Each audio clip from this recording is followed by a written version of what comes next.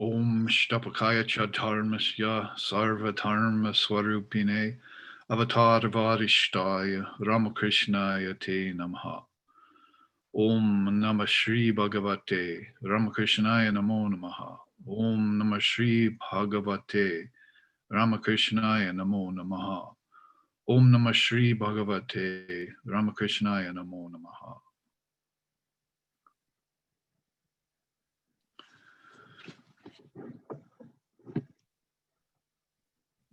All right, so I hope all of you can hear and see me okay. We have just come off of a wonderful retreat of 3.5 days here in Hawaii.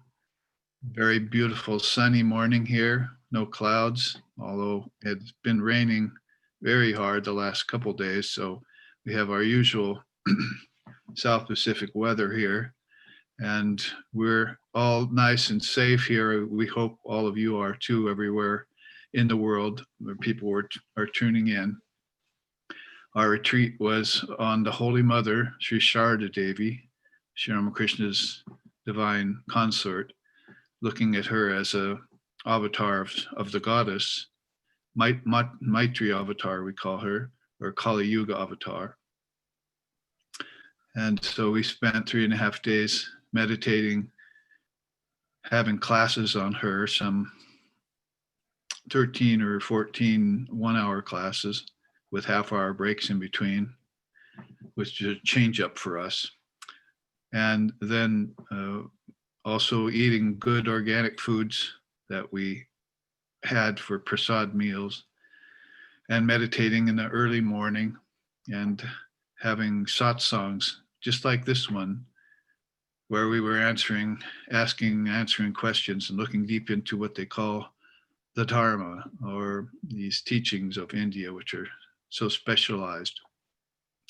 And that's what we want to open up with this morning, so that we don't spend a lot of time with mere introductions, but try and dive deep into the teachings of yoga, Vedanta, Samkhya, Tantra, and the various religions of the world too, which all hold these beautiful facets, if the mind is high enough and pure enough to look at them, and take some time to entertain them each day in one's life. We know that our monastic brothers are spending many, many hours a day with their minds on divine reality. And so we look to the world of householders and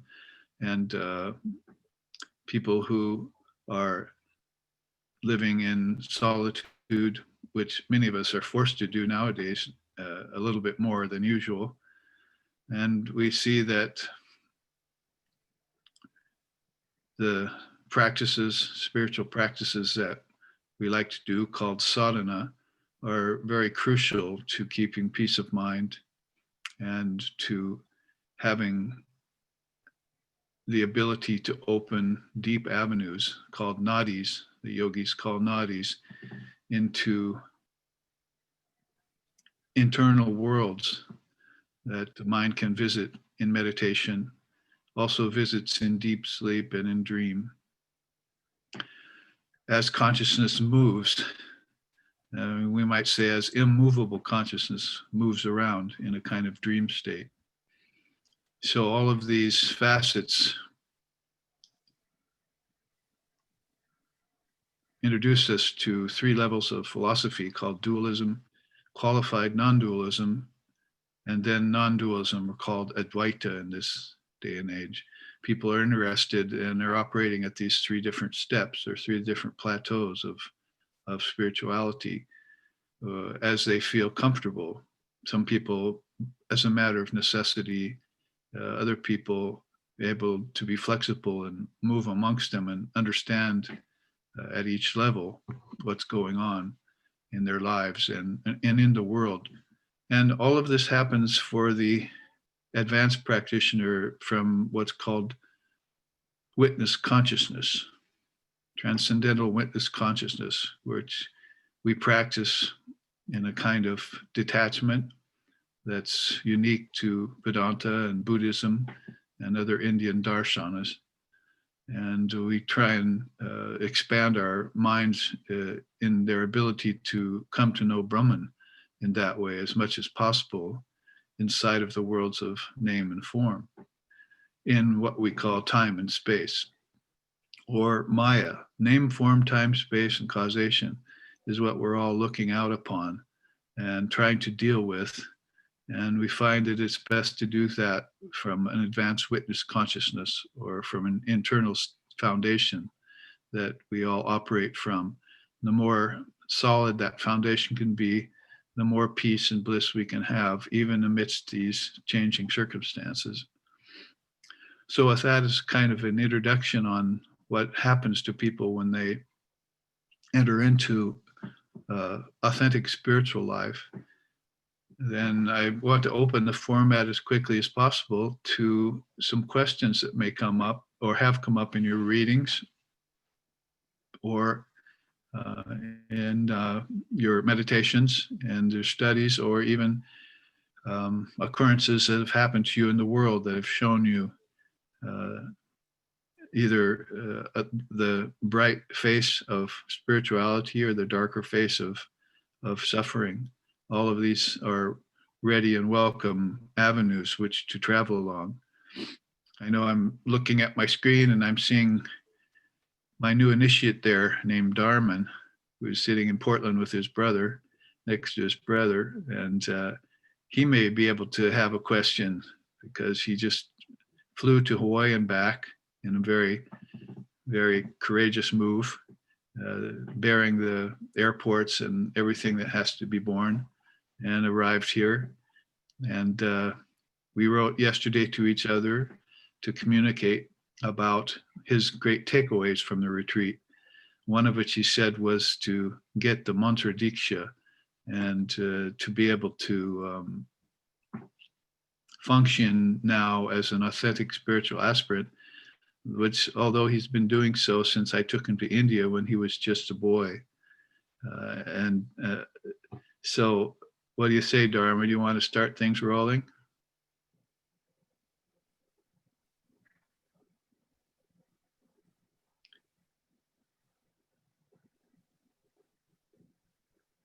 Namaste, Babaji. Namaste.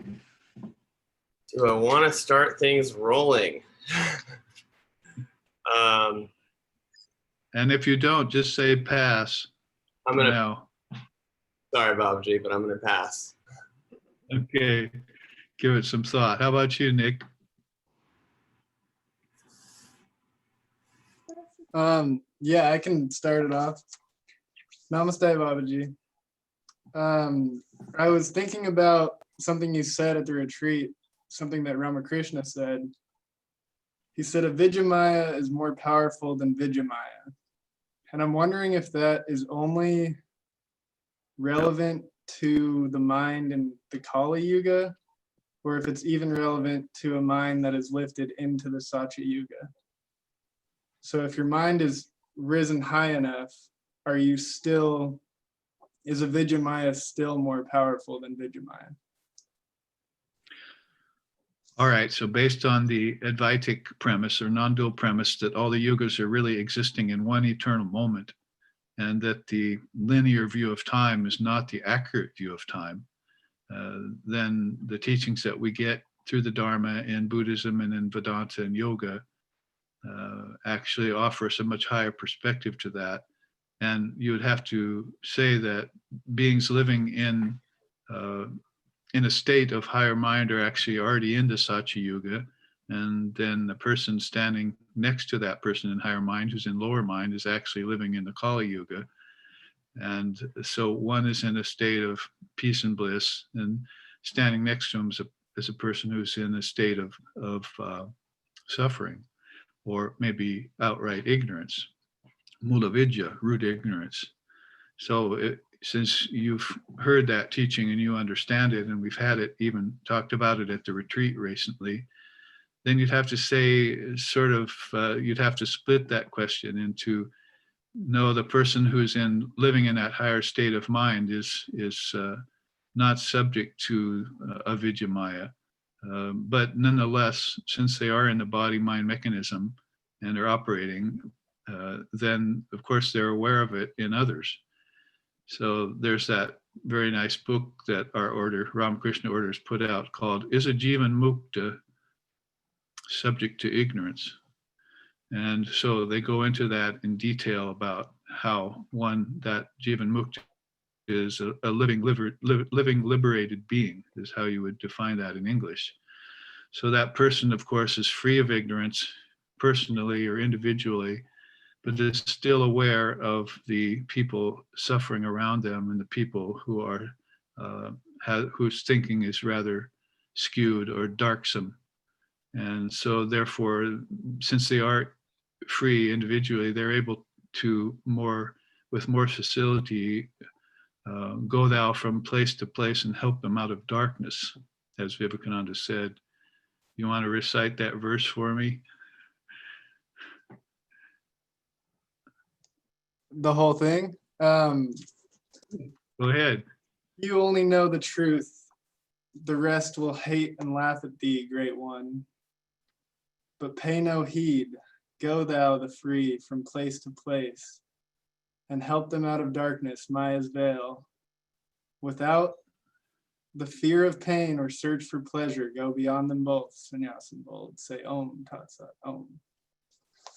Say Om Tat Sat Om. So with those great words on his lips, his or her lips, then that soul goes from place to place and helps them out of darkness, Maya's veils. So Maya's veils do not lift for the people around that illumined soul, obviously, because they're still in the body. In the case of a videha mukti, who has given up all bodies and who only visits once, like probably beings like Lord Buddha, maybe I think even Jesus would come once and that would be it. They just dissolve back into Brahman or Almighty Father in what case may be. They, of course, they're not even really here when they're here, like the Homa bird's egg that falls forever and barely doesn't hatches in the air and doesn't even touch the earth. They just barely skim the earth, their consciousness. And that's just to get a good look at what humanity is doing from age to age, because humanity is thinking in terms of linear time and space being real and name and form being absolute and so forth. But these other beings are living in a nameless, formless, timeless, spaceless, deathless, birthless state of awareness called moksha or mukti or koivalya or asampragyata or nirvana or nirvikalpa. You can go to different of the darshanas of India and find that all the seekers or adherents to those darshanas all had a word for higher reality and they were living in it. And that's one of the unique things about Mother India, is that she didn't just preach it or leave it covered behind a lot of veils, Maya's veils, as you just chanted, but she brought it out in the open, and then it birthed a lot of luminaries called rishis, and the rishis wrote a lot of scriptures called Upanishads, and the Upanishads taught us how to live a divine life in a non-dual state of mind. Did I answer your question? Yes, perfectly. Thank you. I can add to that back to your original statement that vidya and vidyamaya, of course, is knowledge. It's a kind of maya too. So, because it covers truth. There's a slight covering. You have to give up knowledge in order to get the truth, Sri Krishna says in the Gita. But lower than knowledge, vidyamaya is avidyamaya. And that avidyamaya is what most people are operating under who don't have higher knowledge yet. They're still thinking in terms of secular knowledge or perverted knowledge, covered knowledge, false knowledge, like like I was going out yesterday and I saw somebody and talked to them, and they told me that they knew the son of a barren woman.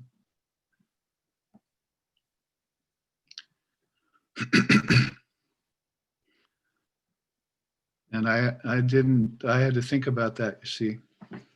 Son of a barren woman, that doesn't make sense. So that's Michigan, that's false knowledge. That's something that's entirely false. So the world of name and form and time and space holds all of those: false knowledge, lower knowledge, secular knowledge, mixed knowledge. And then finally you get to dharmic knowledge and Gyanam. And then Vijnanam, which is actually direct experience that you get from knowledge that you take into meditation. And then you have that, what's called Brahma Gyan, knowledge of the absolute. So knowledge has many tiers. And when Sri Ramakrishna said avidyamaya is stronger than vidyamaya, that's painful to someone like me to hear that. To anyone who loves knowledge and cherishes it, but nonetheless, not something you can argue with when you look out on the world today.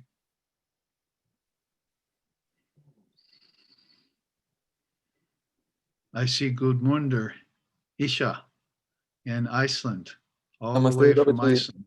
Namaste. Namaste.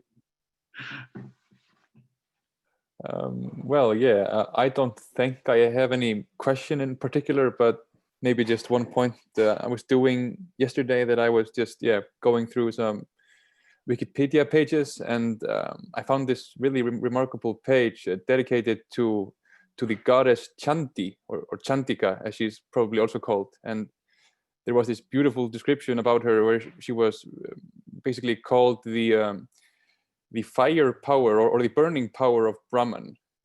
Could you maybe comment on that? Yes, of course, that was one of Sri Ramakrishna's favorite ways of explaining the two-ness, the authentic two-ness of relativity, that Brahman and Shakti are like fire and its power to burn. Brahman or divine reality is fairly much obscured by that very avidyamaya we were just talking about, many veils over it. The main ones being time and space and name and form, nama, rupa, desha, and kala. And then nimitta, karma, also comes along and makes the covering worse or thicker. But those are what's called cosmic coverings or philosophical coverings. Vyavarta is the word in Sanskrit. So to remove those, one has to think philosophically and live in true religion rather than in irreligion or conventional religion. But there are many evolutes then to Maya after those five are noticed or seen through. And that's where Vidyamaya really has its deepest hold, its firmest hold on human, mundane human awareness. And so that's how Brahman gets covered by name and form. But we know that there's this power that the seers, the ancient seers of rishis of India, saw in their deepest meditations. Before they saw her, everything was covered. And after they saw her, their intellects became sharpened and they began to perceive her in everything and everywhere. So, for instance, when John said that Jesus told him, no man has seen God with these eyes, then it would be impossible to see God in objects or in the sky or in a sun or in your family. It's all veiled there with form and name and time and space and confused thinking. So the thing that you could do then in order to get a deeper look into the world of Brahman or the timeless, spaceless world of Brahman would be to seek out and propitiate Divine Mother or Shakti power or the Mahashakti or Mahamaya. If you have a problem with Maya, then you go to Mahamaya. and she'll reveal to you the sweep away the veils, strike off thy fetters, bonds that bind thee down, of shining gold or darker baser ore. Good, bad, love, hate, all the dual throng, no slave is slave, caressed or whipped, not free. For fetters though of gold are not less strong to bind, as Swami Vivekananda has told us.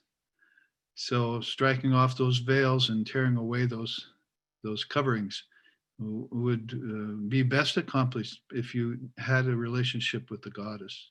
Because Brahman's not here. No man has seen God with his eyes. People are looking for God in all the wrong places.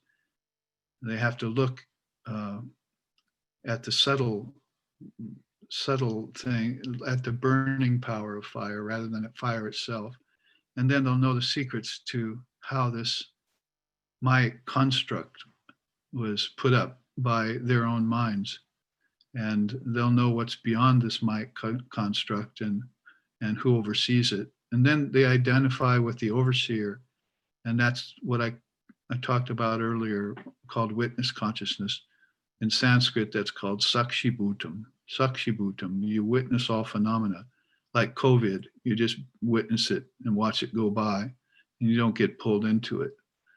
So Sri Ramakrishna said, never study Maya, always stand at a distance and look at it, because it's constantly rising and falling, and it's got more twists and turns in it than a rattlesnake on fire.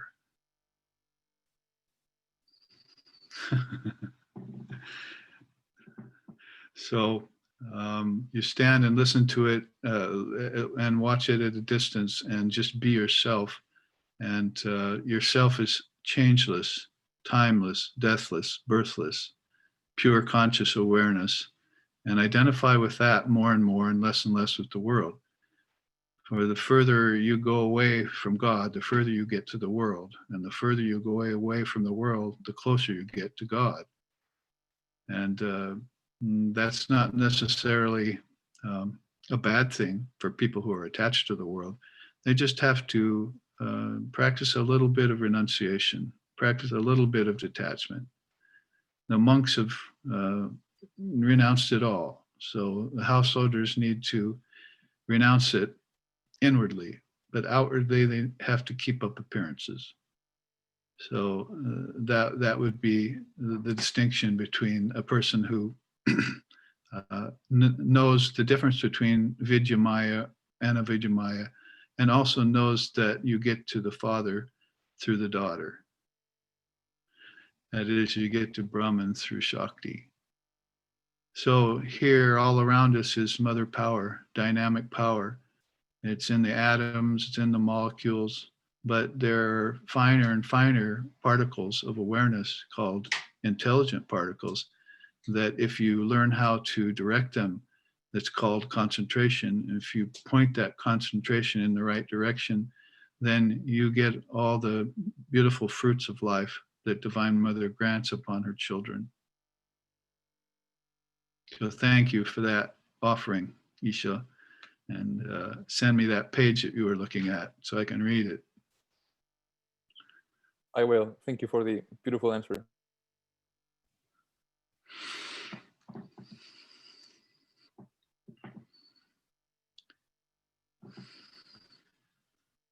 So let's see, my screen tells me we have 12 participants. So who else has a question in this hour of satsang, early morning satsang for me here? Yapaka. Yes, thank you. So recently I was reading about Ramakrishna's nephew, Hriday, who essentially, begged him, please give me, visions of Divine Mother, give me samadhi. And he says, oh, you're not ready for that. And he says, no, but I really want it. And so Ramakrishna says, okay, you can have it. And then he gets it and he starts, it's the middle of the night and he starts yelling and saying, let's go preach to everybody. And Ramakrishna says, okay, well, obviously I knew you weren't ready for it. And now that you just proved that you're not, so now I'm going to take it away from you. And so I thought about this and I thought, well, maybe then what I should be asking for isn't, oh, I really want to have, spiritual realizations, maybe what I should actually be asking for is make me ready for them when they come, so that they don't just dissipate, that I'm actually able to hold on to them. And I think maybe that particularly practicing the yamas and niyamas would help one to be able to assimilate spiritual experiences and not just sort of have them fade away. But do you think that's true, or is there other things that I should be doing along those lines or praying for? That's very beautifully put, and it reminds me of the retreat that we just went through. We looked through all of the Matriavatar charts that I've created and took all of Holy Mother's very beautiful, simple, but profound sayings and looked at them. And one of those sayings had to do with that. She said, where is that rare spiritual aspirant who's qualified to hear the teachings? So before you even probably pick up a scripture, then there are some prerequisite things that you can do, like take a teacher and study for a while. And before you even sit in meditation, like some people just launch themselves into the tripod position.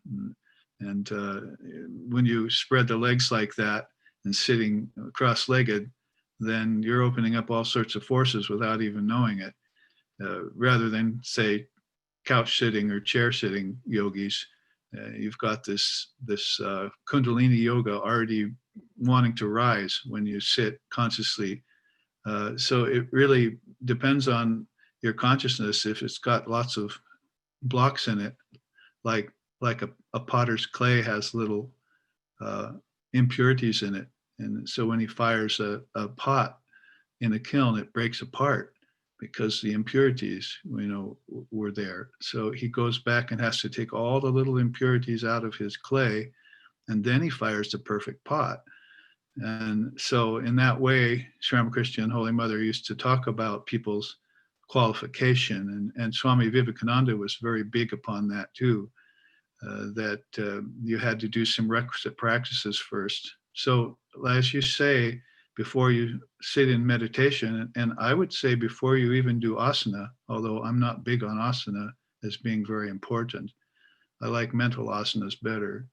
But before you even sat in asana, if you were going to do that you should have mastered, to a certain degree at least, which is practical, the 5 yamas and the 5 niyamas. Like first niyama is ahimsa, nonviolence, and that's not just a cultural thing from India. That's like one of the main foundations of their whole life, their whole spiritual life. And who else has it?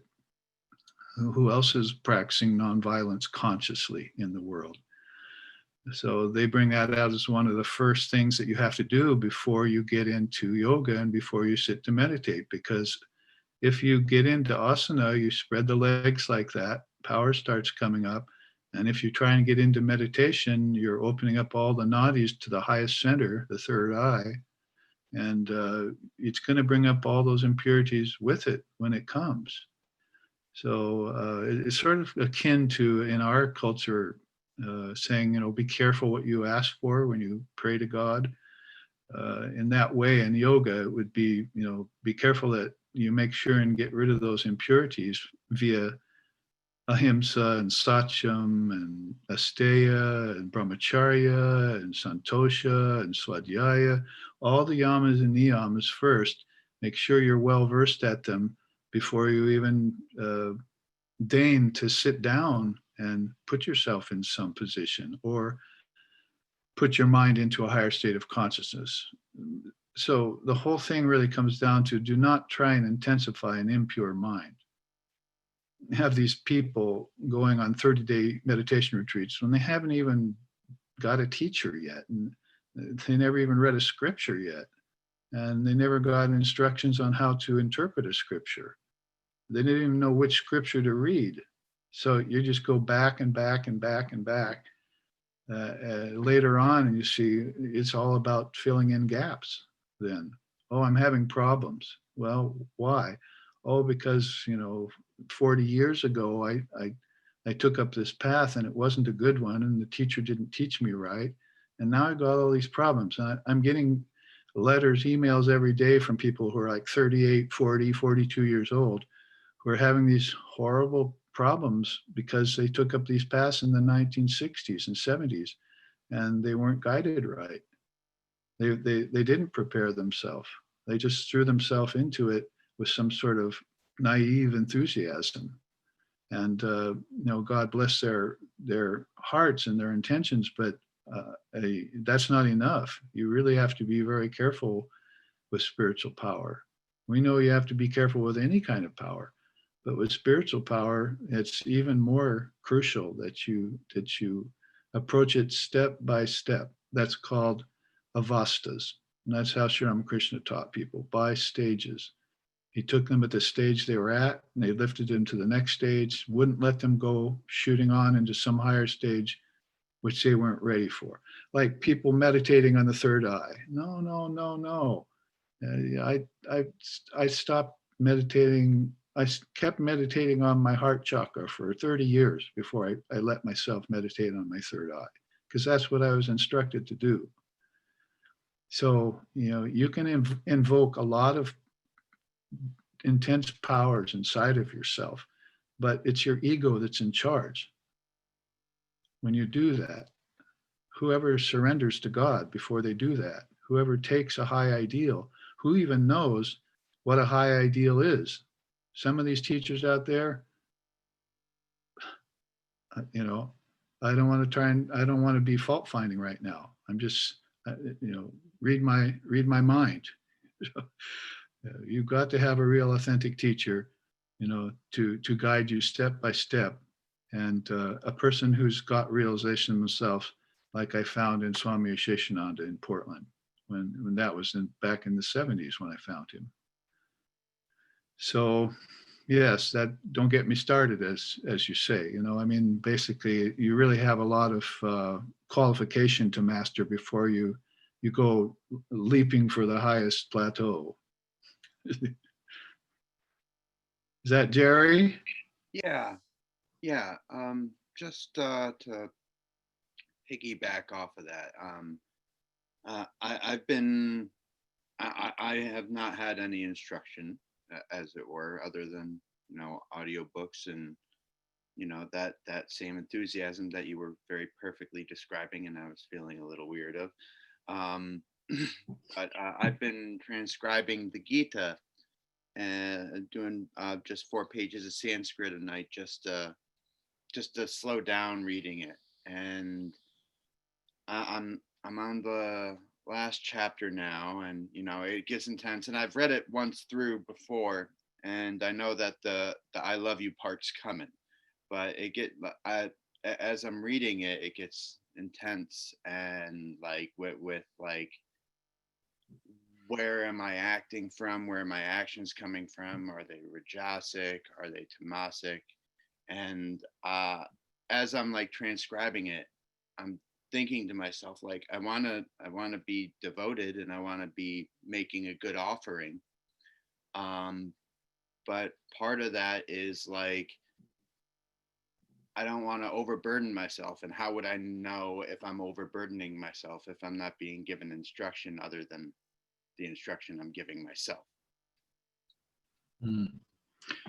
Yes, well, that's very well put. And I think that even short of the guru-disciple relationship, which is so precious in India, Americans are very arrogant and they're very independent. And that's not all a bad thing. But I think when I found my teacher, I bowed at his feet, and I took him for my teacher forever. And I never looked back. And that was in '69. So for 50 years now, I've followed a traditional path, and feel very good about having done that and not taking a lot of sidetracks. And so if you're not, but at the same time, I can say Guru Yoga is not for everyone. There are people who are here in the body to prove something to themselves, and they want to do it themselves on their own. I don't think that's necessarily wise when it comes to spiritual life, but I'm not really one to criticize them. I rather think that if you want to put it in this way, you just need a friend. You need somebody who's you can bounce things off of. And if you're not prone to taking instruction from a higher authority, which many people aren't, they get very defensive about that, especially Americans. We know that's kind of the read of our culture, isn't it? We flex our muscles when anything comes at us, our military might and all that. So you can just read it in the culture. But basically, if you're in spiritual life and humility is what you're trying to, as you're saying, you want to make sure your offering is pure and all that. Those are signs of humility and signs of wisdom. So I would say that just to have somebody who is, how do they put that, an objective witness to what you're doing, that you can bounce things out off of, even if you don't consider them a guru, a compatriot like I had with Lex Hickson, our founder of SRV. He was 8-9 years my senior, and I was having all these great experiences and thoughts when I was in my 20s, because spiritual path fortunately opened up for me early. So I went to him, and he wasn't really my guru. I kind of look back on him and think of him as kind of a guru or an upaguru now. But more, if you want to say, a compatriot who could really be there for me and temper my inexperience, so that I could grow without problems. So I don't know if that helps you, but I empathize with you, and I encourage you to keep the Sanskrit pure, as pure as possible, so that there's not any text torturing going on, because we have some of that, and from some very surprising places. Some of the devotees of Krishna themselves, and I won't mention any names, are reading the wrong Gita. There's only one Gita of all of them out there that I would not recommend. And that's what the traditional Krishna worshippers are following. Most of the rest of them are all good. Just to make sure I'm not reading the wrong one. Well, you put me on the spot there, but I really don't like the idea of taking the word Brahman out of everything, which this particular group has done. They used to be the ones that danced on the streets and fed you vegetarian food and so forth. And later on, there was murder and mayhem in their organization after 10, 20 years. So I can infer, you can make your own conclusions, but the main point really is, God bless them all and show them the way. But there are plenty of splendid Gitas out there which you can compare. And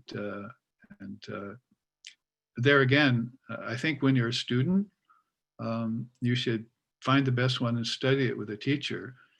There are people who are taking 5 or 10 Gitas and comparing them. I don't think that's necessarily a very good way of doing things, because there are different interpretations and different emphasis going on.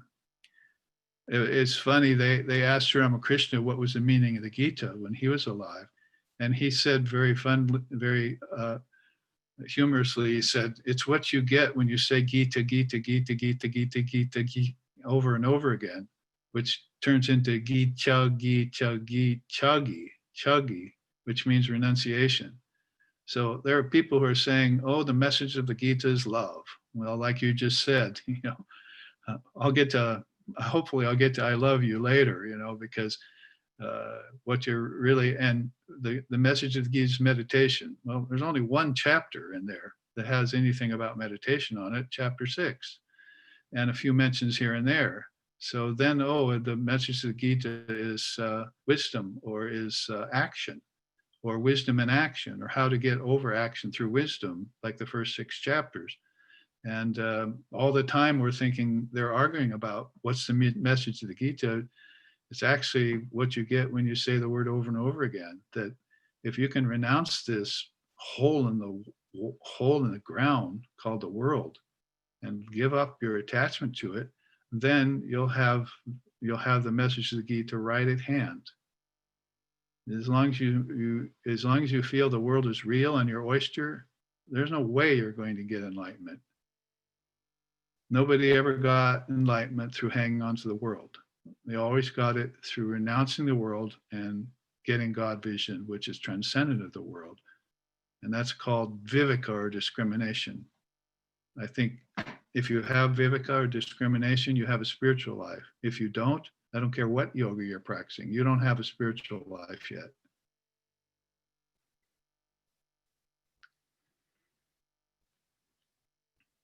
Welcome to Abhinaya in Hungary.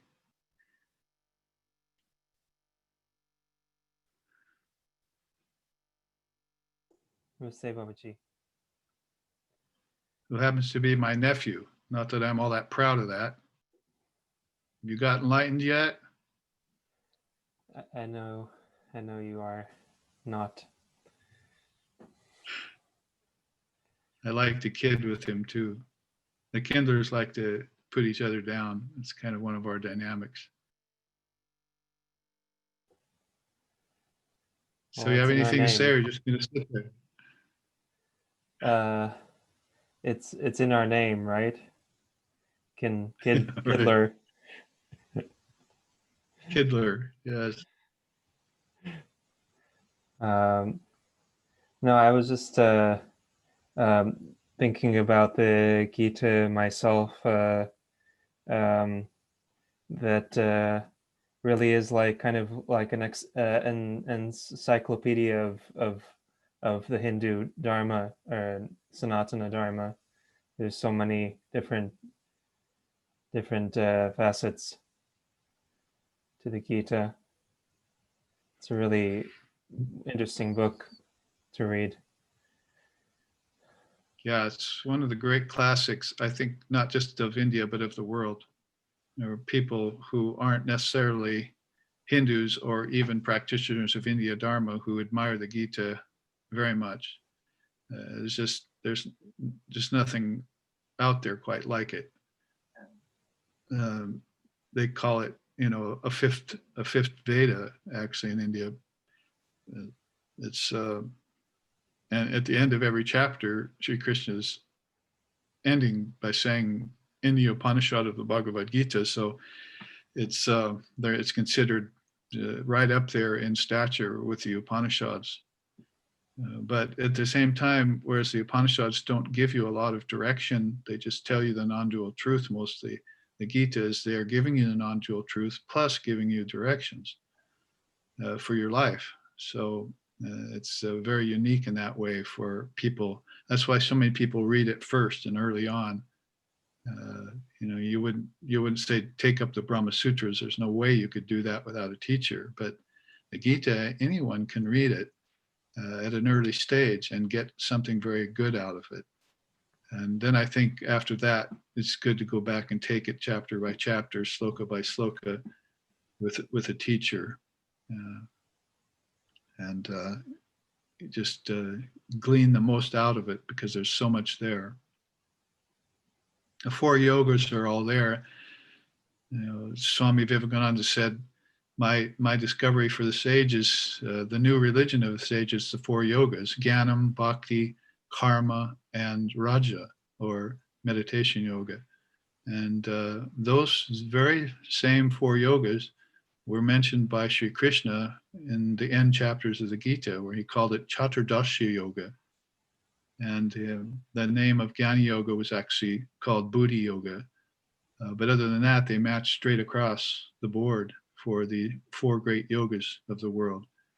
And so Sri Krishna was advising them back in the last yuga, Dwapara Yuga. So that they've been long-standing and very, very powerful and important for people's lives, even if they only become good at one or two. But now, in this day and age, Vivekananda said, what I want is everyone to practice all four yogas and work on the yoga that they're weakest at.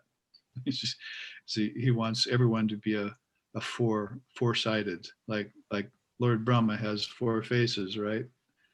We need to be kind of four-sided like that, four-dimensional, with having really good jnanam, wisdom that will destroy ignorance.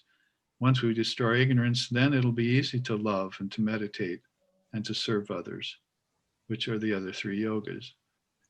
So it's all there in the Bhagavad Gita. I'd say if you put the Gita together with the gospel, and when I say gospel, I mean the gospel of Sri Ramakrishna, that you've got a real bookends to Indian Dharma, earliest and latest. And you'll really have a well-rounded spiritual menu when you take those. I mean, there are great teachers in India who are millions of followers, and they say, you get everything out of reading the gospel of Sri Ramakrishna. Everything is there. So that's how important that scripture, if we can call it nowadays, which was put together in the 1800s when Sri Ramakrishna was living, is to the world today. If we can get over our cultural problems, there's no such thing as a foreign religion. All religions indigenous to your soul. So that's the universal way of Sri Ramakrishna. That's why very important that we take on our Muslim brothers and sisters. And it's easy to do with the Sufis because they're always on the right page.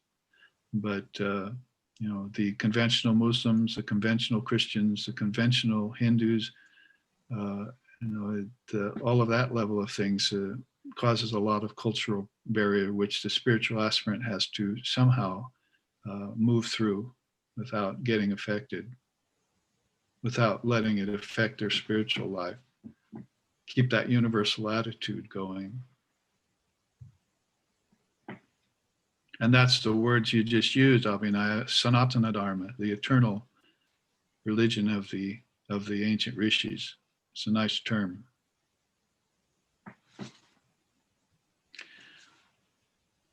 Ten or 15 minutes left in our hour. Remember, after this, there'll be an hour break for what will be a prasad breakfast over here in Hawaii.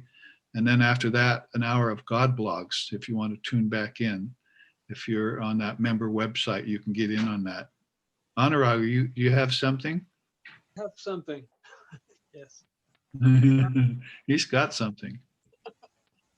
I've gone back briefly to some old Tibetan teachings that I got from a former Lama who I studied with, and I was looking into the what's called Tonglen practice, where you're kind of taking in the sufferings of other people, and then giving back all your merits.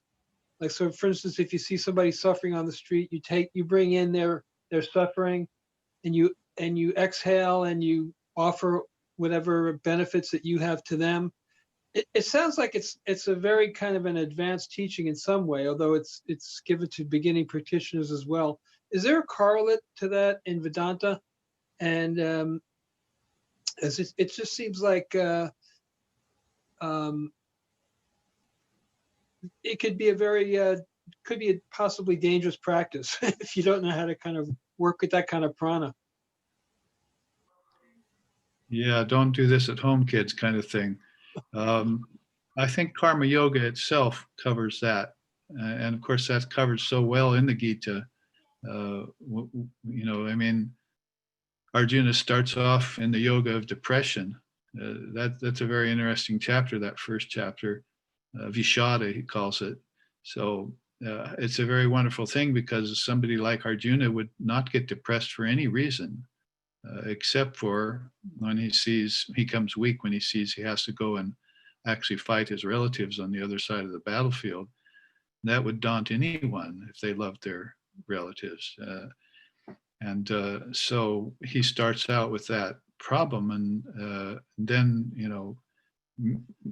though it's not very well seen or that much commented on, he does get transformed. You can see the nature of his questions change through all the next succeeding 17 chapters. And each time he questions, which is rarely, because he doesn't want to interrupt the flow of the Lord's thinking, each time the question comes up, it's at a little higher level of awareness, of chakra, of nadis. And he's just at the end, of course, he's just saying, all my doubt's gone now, and I know what to do and what I have to do and what I was destined to do and so forth. And I know how to do it without doing anything too. That's the most important thing in the Gita right there, is action in inaction without accruing karma.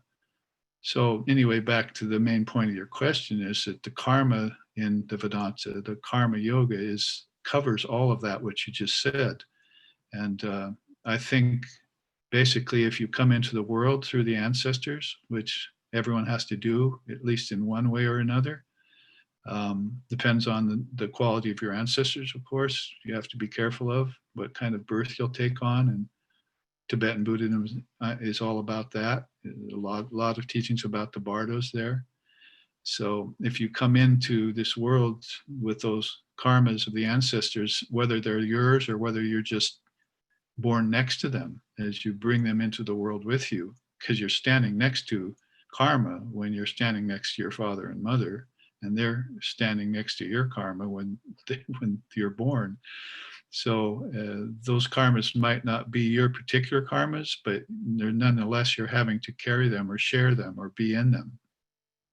And so how you work all that out with your family and with your society and with your spiritual family particularly becomes very important. And so what I'm saying, trying to get more to the point of your question or your point is that we're taking on karma all the time from each other. Like when parents catch a cold from the baby, they're actually taking karma that the baby is suffering, and they're helping him or her, the young one, through that kind of karma. And that happens all the way through your youth and into your young age and into your middle age, that these karmas are always coming up and being worked out, hopefully. If they're not, then of course, then they form some skaras or mental impressions in the mind that you'll take on into your next birth, like the 12 links of Buddhism explain, the nidanas they're called, all the conditionings that happen as you grow up and how to stay clear of them if you can, or keep them as neutral as possible. So all of that is a kind of breathing in, breathing out. But you said Tonglen practice is what you called it. And so you're doing it consciously. You're actually, instead of just naturally going about your life and not even knowing you're working out someone else's karmas, when you get a disease or when you have benefits come to you, good and bad karmas, and of course mixed karmas, which are the worst, then you're not really doing all of that consciously, but it's just happening to you. And whatever wherewithal you have, you're able to work through that or not, as the case may be. But then what you're talking about with a conscious practice, like a monk practicing Tonglen, is that they're actually trying to take on the sufferings of people or communities or even the world. I remember Sri Aurobindo, when the Germans were on the march across, invading all of European countries, that he was getting up every day and practicing meditation against their advance. So he was using his powers as a yogi to try and keep them back. So that's on a more collective level. That's a very strong thing to take on. And, we saw Sri Ramakrishna with cancer of the throat at the end. And there's no doubt, and even he admitted it, that he was taking on the karmas of a Hindu society who were at that point suffering a fallen religion, number one. Number two, were invaded by the English. And number three, had forgotten their own religion and had become impoverished. And it's like Muhammad with armies on three sides of his country. And then people complain about the Quran being warlike. Every scripture's warlike. The Gita's warlike. What is it we're fighting here? And who are we fighting for? And what are we fighting to attain? has to be taken on, and all of that's done in the field of karma. It's not done in other places. You cannot work out your karma in a dream. It was formed here, and you have to work it out here. And so all of this is a conscious practice, and it just happens to fall at least 3 different levels: individual, collective, and cosmic. So I'd say the same for that practice that you're bringing up. It's if a person can take it on and do it, who are they doing it for? For one person that they love, or are they doing it for their country, or are they so universal that they can do it for the whole world and somehow survive it? That's why Shiva has a blue throat, Nilkanta. He took on all the suffering of the world at that particular age, when the gods and the asuras and the suras, or the devas and the asuras, were all warring to try and greedily get things for themselves. So yes, it's a very wide and powerful subject.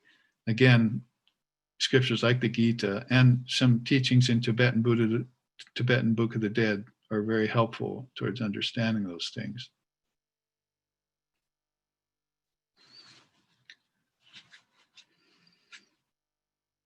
We have reached the end of our hour. Anything to say from Portland there?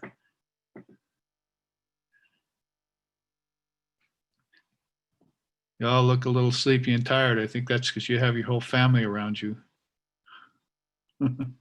Talk about karma, ancestor karma. So, yes, keep your mind in the Dharma. Try and spread it to others. That's the best way to live.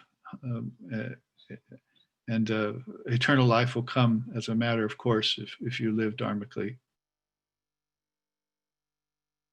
Any last questions before we close today's satsang? All right, then enough said. I'll take an hour break here and come back with the God Blogs Hour, which is talking about certain specific little aspects of the Dharma. So I hope you join for that. And other than that, class tomorrow is on Vedanta,